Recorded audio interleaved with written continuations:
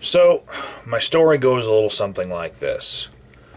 I was preparing to watch the latest episode of Doctor Who on the iPlayer when, out of the blue, Thunderbolt 94 decided to throw me a text in Skype. And that text was a link to the blog TV of WatcherAzazel. I hadn't checked my subscriptions. I had woken up a little bit late because I've been living rock star hours lately. And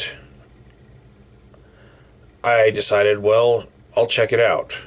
And once again, WatcherAzazel was screening a movie. Now, I was there when he screened the Evil Dead series, where he took out all the repetitive parts of all the movies, all the flashbacks, and just played all three movies as one continuous story.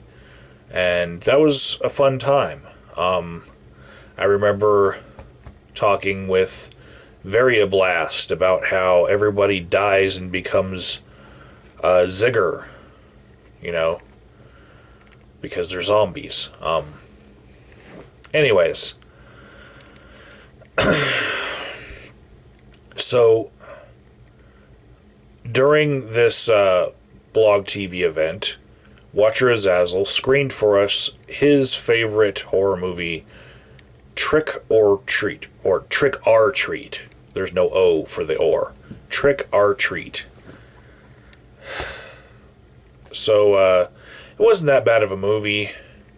Got to see Anna Paquin naked again outside of the True Blood series, and unfortunately, it was in the context of having demons around.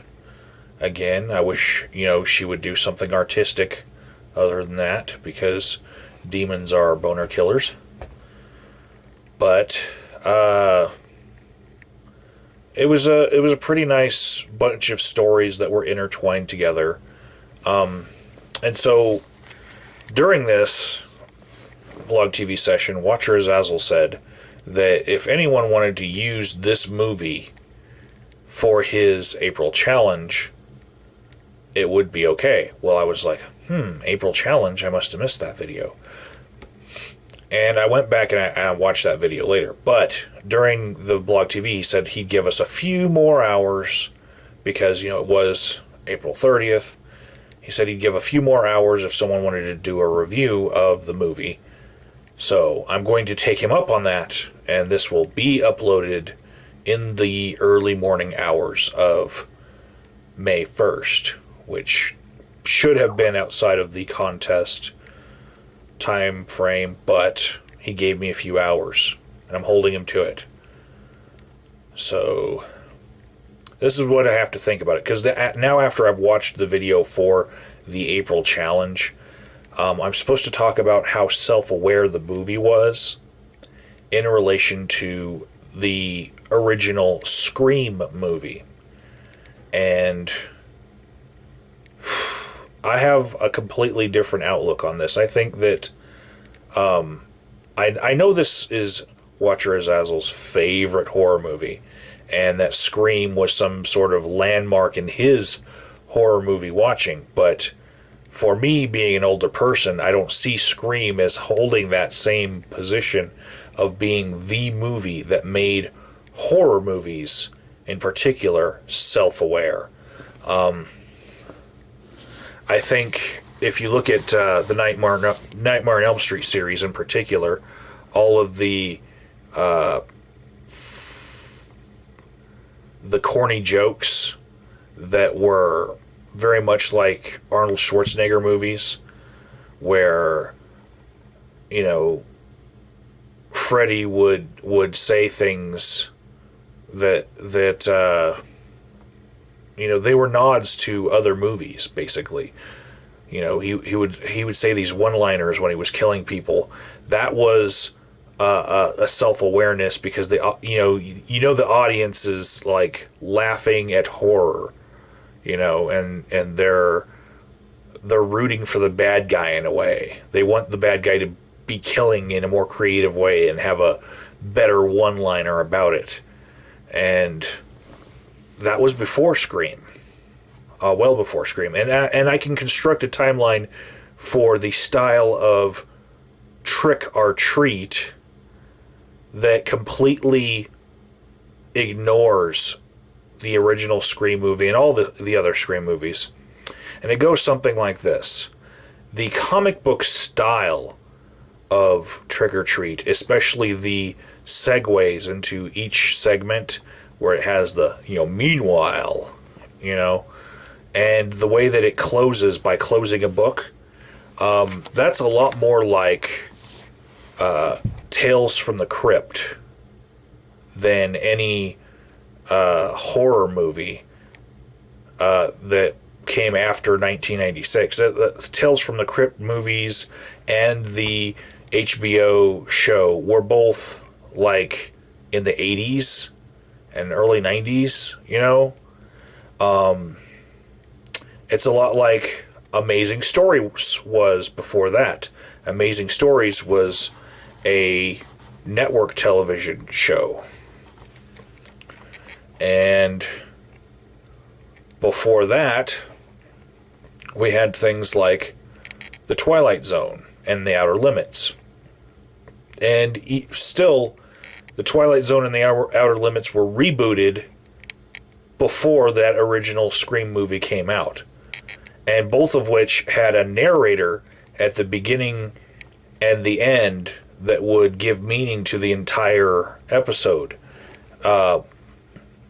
Much like the comic book scenes, at the end of Trick or Treat. And the segues in it. Now, the Crypt Keeper was a lot more present for his segues in the middle of the story that would make you more self-aware. But even before the Crypt Keeper that I can remember, there was Elvira. And she would do her movie screenings, and right before and after the commercials, she would have her little one-liners, and I'd look at her boobs. And then, before her was The Twilight Zone and Outer Limits with this self-awareness style. But before them was actually Alfred Hitchcock Presents, where he would talk before and after a particular story would run. So I actually trace this self-awareness thing all the way back to Alfred Hitchcock.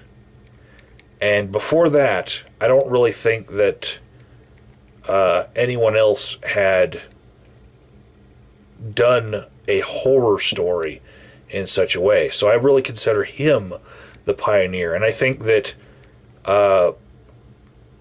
considering Scream the point that movies started becoming more self-aware is really part of the nostalgia of the generation of WatcherAzazel, because other people that are older than him would realize that there were a lot of other great horror movie styles that came before it, that Scream was basically, just one in a long line of movies that were self-aware. So, that is my entry. Thank you all for listening. And, I do recommend Trick or Treat. Even though Anna Paquin turns into a werewolf-like demon right after you see boobs, and that's like huge boner killer. But creepy scarecrow-looking alien dude is worth it. And I like the story about the pit where the school bus fell down, because you feel for the girl and you understand her motives in letting the rest of them just, get caught by whatever was down there. And, not trying to spoil everything for you guys, but yeah, Watcher, I don't expect to win, but I hope you enjoyed that there was another entrant to your contest.